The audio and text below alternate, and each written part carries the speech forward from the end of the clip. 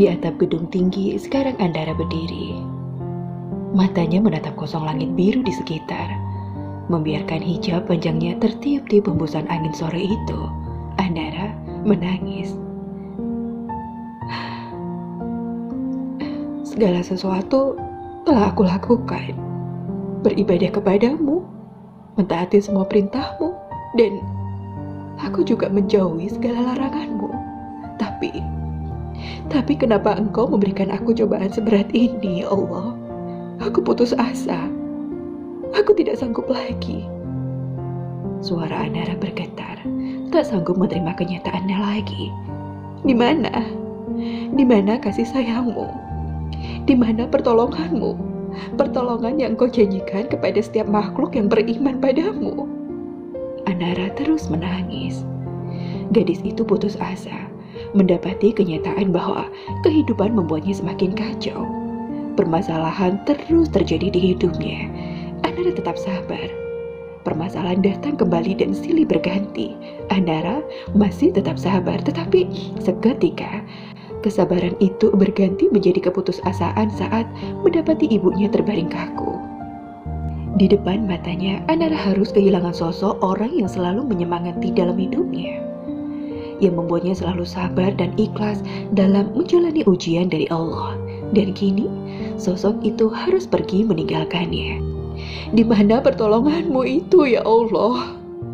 Teriak Andara hampir serak, membiarkan tangisnya turun dengan deras.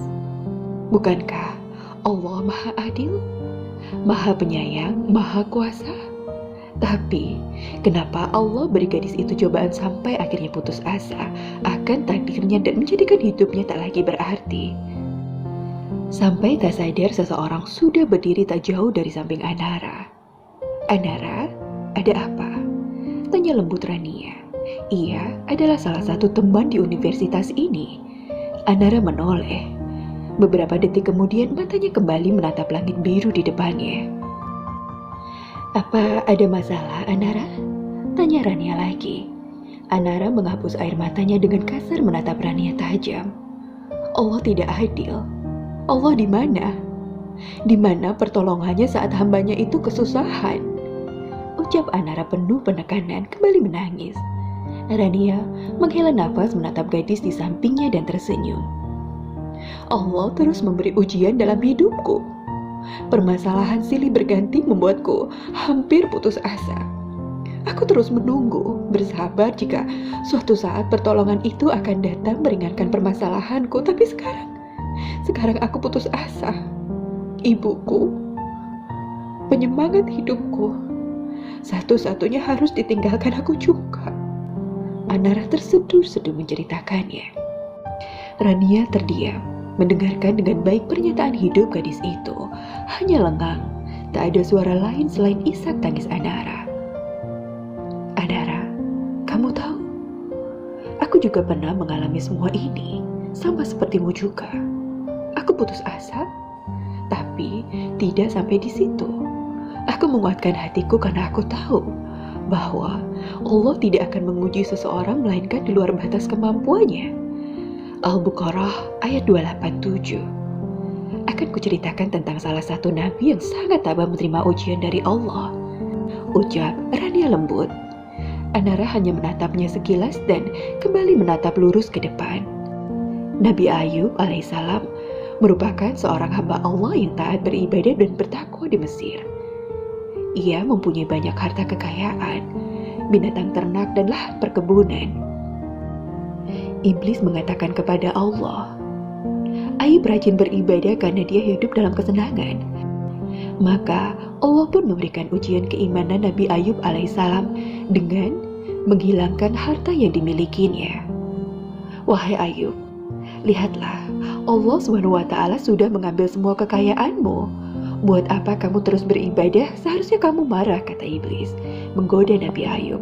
Tetapi Nabi Ayub menjawab bahwa semua harta miliknya hanyalah titipan dari Allah. Lantas semua diambil kembali oleh Allah karena dialah sang pemilik sesungguhnya. Setelah itu, untuk menguji kesabaran dan keimanan Nabi Ayub lagi, Allah SWT menimpakan bencana yang menyebabkan anak-anaknya meninggal. Nabi Ayub pun menjawab pertanyaan yang sama kepada iblis. Tidak sampai di situ, Allah SWT kemudian memberikan ujian berupa penyakit. Seluruh badan Nabi Ayub menjadi gatal, koreng yang mengeluarkan bau tidak sedap sehingga dia dijauhi oleh orang-orang. Nabi Ayub kemudian mengungsi bersama istrinya Rahmah yang setia dan sabar merawatnya. Untuk memenuhi kebutuhan hidup sehari-hari, mereka menjual perhiasan yang dimilikinya karena Nabi Ayub hanya bisa terbaring lemah di tempat tidur. Hingga pada akhirnya iblis menggoda Rahmah yang membuat dia meninggalkan Nabi Ayub. Nabi Ayub merasa sedih dan berdoa kepada Allah SWT untuk memohon kesembuhan. Hentakkanlah kakimu ke tanah, perintah Allah. Anara menoleh. Nabi Ayub lalu melakukannya sehingga muncullah air dari dalam tanah atas perintah Allah. Nabi Ayub mandi dengan air tersebut, penyakit yang selama bertahun-tahun diderita sembuh. Istrinya pun datang kembali dan menyesali telah meninggalkan Nabi Ayub. Nabi Ayub memaafkan dan mereka hidup bahagia serta kembali berdakwah. Rania menjelaskan dengan panjang lebar. Kemudian Anara tersenyum. Jadi, apa masalah kamu itu lebih berat dibandingkan Nabi Ayub yang masih tabah? Sedangkan kamu sendiri putus asa atas ujian dari Allah SWT? Anara menggeleng pelan. Rania kembali tersenyum. Dalam sabda Rasulullah pun dikatakan, "Ya Rasulullah, siapakah yang paling berat ujiannya?" Beliau menjawab, "Para nabi, kemudian orang-orang yang semisalnya, kemudian orang yang semisalnya. Seseorang akan diuji sesuai kadar atau kekuatan agamanya. Jika agamanya kuat, maka ujiannya akan bertambah berat. Jika agamanya lemah, maka akan diuji sesuai kadar kekuatan agamanya." Anara tersenyum, memeluk Rania dengan erat. "Terima kasih banyak Kak Rania." Rania ikut tersenyum. "Iya, Anara, sama-sama." Teruntuk kalian yang mungkin baru saja ditinggalkan oleh seseorang yang sangat amat kalian cintai, aku tahu rasanya. Aku pun sama. Aku pun yatim piatu. Tetesan air mata dari hati tidak akan pernah mengembalikan seseorang yang telah pergi selama-lamanya. Tetaplah tegar sahabatku.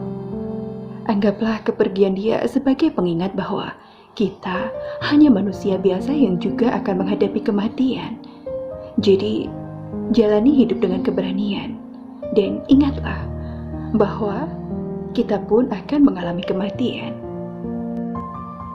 Oh iya, mungkin aku tidak pandai bertutur kata, tapi aku hanya mau bilang, kemarin adalah kenangan.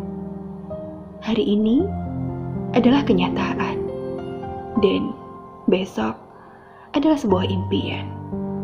Entah akan menjadi kenangan yang manis atau pahit, yang pasti impian untuk hari esok akan tetap berjalan.